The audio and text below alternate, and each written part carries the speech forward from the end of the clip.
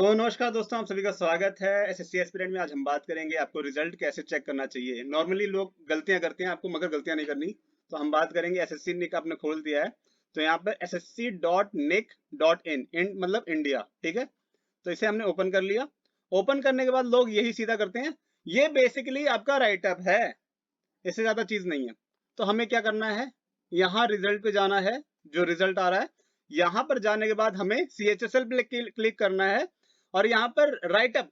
Write up is basically for giving you data about कि कितनी cut off गई है, ठीक है। और रिजल्ट जो होता है बेसिकली उसके अंदर लिस्ट होती है, तो आपके पास लिस्ट का डाटा चाहिए तो आप इस पे क्लिक करोगे तो ये पूरा लिस्ट आ गया। इसमें हर बंदे का नाम होगा, उसका रोल नंबर होगा और उसका किस कैट से सिलेक्शन हुआ है वो भी मेंशन होगा। और रही बात आपको राइटअप, राइटअप सिर्फ ये बताएगा कि कितने बंदों ने क्वालिफाई किया है, क्या डाटा है, क्या परसेंटेज है, सिर्फ ये चीजें आपको राइटअप में मिलेंगी। तो there is difference between writeup and list of candidate. तो देख लीजिए, एक राइटअप होता है, एक रिजल्ट होता है। राइटअप में सिर्फ आपका कंडीशन गिवन है और रिजल्ट में आपका नाम है। तो यहाँ कंफ्यूज नहीं होना। और कई लोग टेलीग्राम चैनल, कई जगह दोस्तों से पूछते हैं, तो आपको पूछने की क्या जरूरत है, जब आपके पास फोन है ओपन करो और हमने बताया कैसे करना है। और इसमें हम नाम चेक करेंगे कि हमारा आया है कि नहीं। तो यही चीज है दोस्तों, आप सभी को आराम से खोलना चाहिए, ओपन करना चाहिए। तो मे बी हमारा रिजल्ट आ चुका होगा, ऐसा हमने माना। तो हमारा रिजल्ट आ चुका है, मतलब हमने क्वालिफाई कर लिया है टाइपिंग टेस्ट। मगर दोस्तों मेरे को ये सीट नहीं चाहिए CHSL, I am already selected और मेरे को अच्छी पोस्ट मिली है, अच्छी लोकेशन मिली है। हाँ, होप सो हम CGL की तैयारी जरूर करेंगे, मगर ये चीजें CGL के लिए है, मैं इसके लिए नहीं बना अब। क्योंकि मैंने लाइफ में बहुत सारे पेपर क्लियर करे, जब नौकरी चाहिए तब किसी ने दी नहीं। अब जब मुझे जो मिल गया है वो प्राकृतिक का आशीर्वाद है कि उसने अपने पास ही मुझे बुला के रखा है। तो अब मुझे ज्यादा ही मैं रिजर्व हूँ अपने चीजों को लेके। तो CGL मेरा टारगेट है। बाकी आप सभी को मैंने बताया है कि आपको कैसे नाम ओपन करना है और कैसे चेक करना है। लिस्ट, ये बेसिकली लिस्ट है जिसे हम रिजल्ट कहते हैं। और ये आपका राइटअप है, इसमें क्या मेंशन है, आपने कितना एरर किया है, क्या करा है। तो UR का 7% एरर होता है और ये आपका है EWS ST जितने भी अदर कोटाज हैं उनका होता है टाइपिंग टेस्ट में एरर कितना चल सकता है, 10%। तो यहाँ पे सारी चीजें मेंशन होती है कि अभी जो रिजल्ट आया है वो कब आया था। CHSL का जो रिजल्ट आया था वो 30 तारीख 9 महीना 2021 में आया था। और वहां पर 28,000 लोगों को पास किया गया था, 28,508 लोगों को पास किया गया था टाइपिंग टेस्ट के लिए, वो अपीयर हुए थे। और जो अभी कट ऑफ कमीशन ने निकाला है वो बेसिकली 13,088 लोगों ने निकाला है। तो इतने लोगों ने क्वालिफाई किया है और ये लोग डॉक्यूमेंट वेरिफिकेशन पे जाएंगे। और फिर इनका यहाँ पर इन्होंने क्या बता रखा है, the detail of category wise cut off fix on percentage of error mistake allow in typing test and candidate available are as under, ठीक है।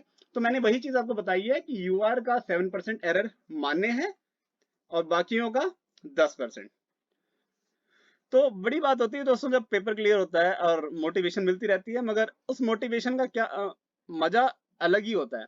क्योंकि एग्जाम हमने 19 में कई सारे भरे और 19 से ही हम लगे।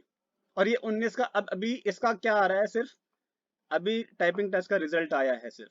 अभी सिलेक्शन, अभी फाइनल मेरिट आएगी, अभी डॉक्यूमेंट वेरिफिकेशन होगा, मेरिट आएगी, फिर 6 महीने लग जाएंगे सिलेक्शन को लेते। तो इससे अच्छा है ये उस बंदे को मिले जो इसके लिए एप्लीकेबल हो। मेरे को तो नहीं चाहिए, फिर भी क्वालिफाई तो कर लिया। मतलब एज एटलीस्ट ये है कि कमीशन कभी ये कहे कि तुमने कुछ क्वालिफाई नहीं किया अपनी लाइफ में, तो मैं अपने सबूत दिखाऊंगा कि भाई मैंने क्वालिफाई बहुत कुछ किया है। तो कमीशन ये नहीं कह सकता कभी, हम मौका ये देना भी नहीं चाहते। तो हमने चेक कर लिया है। तो आप सभी को वेबसाइट प्रॉपरली ओपन करनी आनी चाहिए। ये आपने SSC स्टाफ सिलेक्शन कमीशन का खोल लिया है।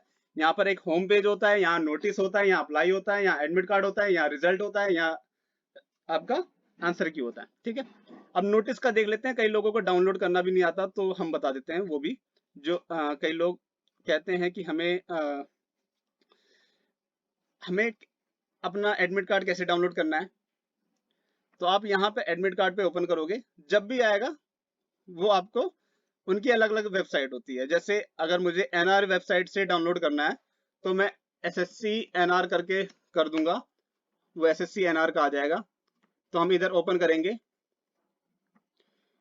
अच्छा ये हमारा आ गया, ठीक है। अब ध्यान देना, सर्वर पे एक और SSC का मौजूद है। अब मैं चाहता हूं गवर्नमेंट इस चीज को खत्म करे। यहाँ पर sscnr.net.in नीचे भी आ रहा है लिखा हुआ, ये वेबसाइट खत्म हो चुकी है।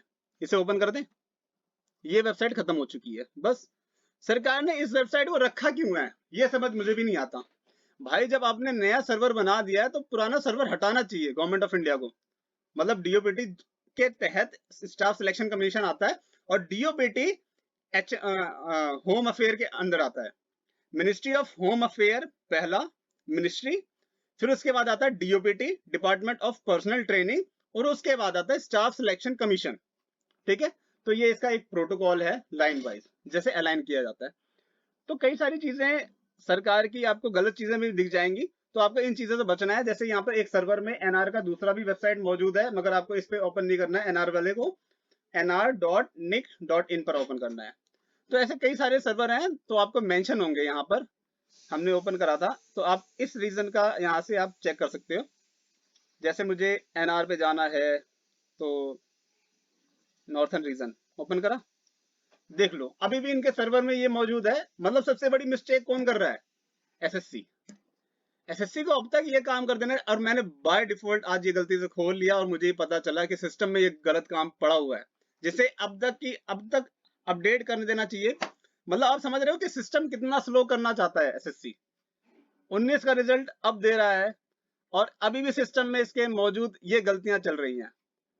तो मुझे लगता है ये ट्विटर पे कैंपेन चला के DOPT को टैग करना पड़ेगा, ताकि वो अपने सिस्टम को अपडेट कर दे एटलीस्ट।